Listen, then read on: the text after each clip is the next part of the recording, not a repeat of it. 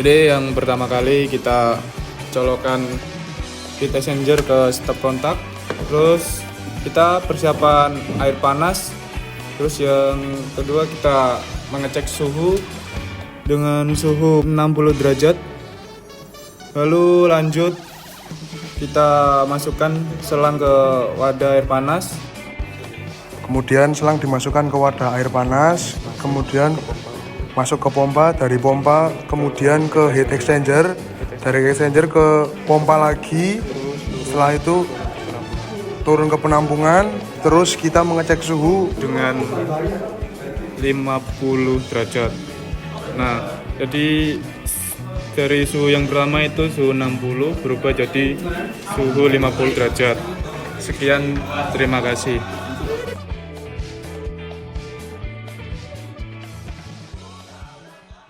Pertama, jelaskan prinsip perpindahan panas pada heat exchanger proyek Anda dengan prinsip konduksi, konveksi, dan radiasi.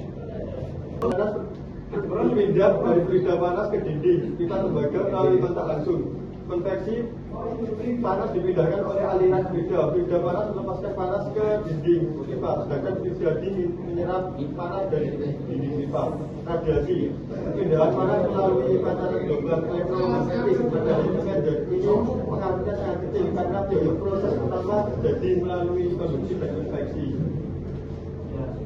Kemudian, pertanyaan kedua, jelaskan alasan penggunaan pipa tembaga dan pipa PVC pada heat exchanger. Pada pipa tembaga, konduktivitas termalnya sangat tinggi sehingga perpindahan panas lebih cepat. Sedangkan dalam pipa PVC harganya bisa lebih murah, ringan dan mudah dipasang, serta tidak mudah berkarat. Pertanyaan ketiga, gambarkan konstruksi heat exchanger dan jelaskan fungsi sel, tube, inlet, outlet, sambungan, dan penyangga. Nah, untuk jawaban nomor 3 yaitu sel berfungsi untuk pelindung dan tempat aliran fluida, tube berfungsi tempat perpindahan panas, inlet berfungsi saluran masuk fluida, outlet berfungsi saluran keluar fluida, sambungan berfungsi menghubungkan komponen, dan penyangga berfungsi menopang agar alat kokoh. Selanjutnya, pertanyaan keempat, sebutkan dan jelaskan minimal 5 faktor yang mempengaruhi perpindahan panas. Faktor yang pertama yaitu perbedaan suhu. Semakin besar selisih suhu, semakin cepat perpindahan panas. Yang kedua, luas permukaan. Semakin luas permukaan pipa, semakin besar panas yang dipindahkan. Yang ketiga, material. Tembaga lebih baik memancarkan panas dibanding PVC. Yang keempat, debit aliran. Aliran yang sesuai membuat perpindahan panas lebih efektif. Dan faktor yang kelima, susunan pipa yang rapi membuat kontak panas lebih maksimal. Pertanyaan kelima, jelaskan kendala saat pembuatan heat exchanger serta solusi yang dilakukan. Kendalanya sambungan mengalami kebocoran dan aliran air kurang lancar. Solusinya menggunakan lem PVC dan seal tape, memeriksa sambungan sebelum pengujian dan membersihkan saluran dari kotoran. Pertanyaan keenam, analisis penyebab pendinginan kurang maksimal berdasarkan debit, luas permukaan, material, kebocoran, dan susunan pipa. Yang pertama, debit terlalu besar, waktu kontak singkat sehingga panas tidak sempat berpindah.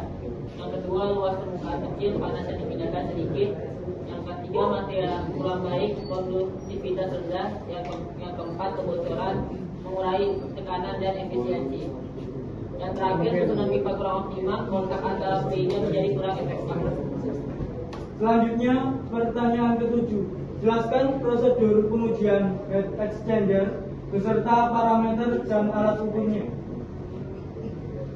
Yang pertama yaitu prosedur. Langkah pertama yaitu pastikan semua sambungan rapat. Yang kedua yaitu alirkan air panas dan air dingin secara bersama. Yang ketiga yaitu ukuran suhu masuk dan keluar kedua fluida. Yang keempat yaitu catat debit aliran. Dan yang kelima yaitu analisis penurunan dan kenaikan suhu. Kemudian yaitu parameter yaitu nama suhu inlet dan outlet. Yang kedua yaitu debit air, yang ketiga yaitu waktu pengujian, dan yang keempat efisiensi perpindahan panas. Ya, untuk alat ukurnya sendiri yaitu menggunakan sensor suhu dan flowmeter atau gelas ukur untuk mengukur air yang dipompa ke dalam heat exchanger, dan stopwatch berfungsi untuk mengatur waktu. Kemudian pertanyaan ke-8, bandingkan heat exchanger proyek dengan flat heat exchanger dan cell and tube industri. Di sini ada beberapa aspek meliputi biaya, efisiensi, kapasitas, peralatan, dan aplikasi. Pada biaya ada 4 aspek proyek flat air dan cell and tube industri. Pada biaya proyek tergolong lebih murah, terus flat air sedang dan cell and tube industri tergolong mahal. Efisiensi proyek cenderung sedang, flat air sangat tinggi, dan cell and tube tinggi. Kapasitas proyek cenderung kecil, flat air sedang, dan cell and tube tergolong besar. Pada perawatan proyek mudah, flat air mudah, cell and tube industri sedang. Pada aplikasi proyek cenderung praktikum, flat air industri makanan, dan cell and tube industri besar.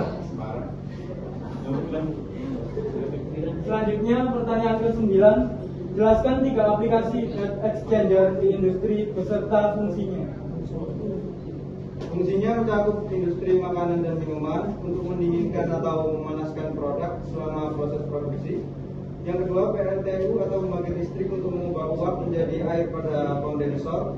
Yang ketiga, industri kimia untuk mengatur suhu reaksi agar proses berjalan optimal. Pertanyaan terakhir, evaluasi desain heat exchanger Anda dan usulkan modifikasi untuk meningkatkan efisiensi.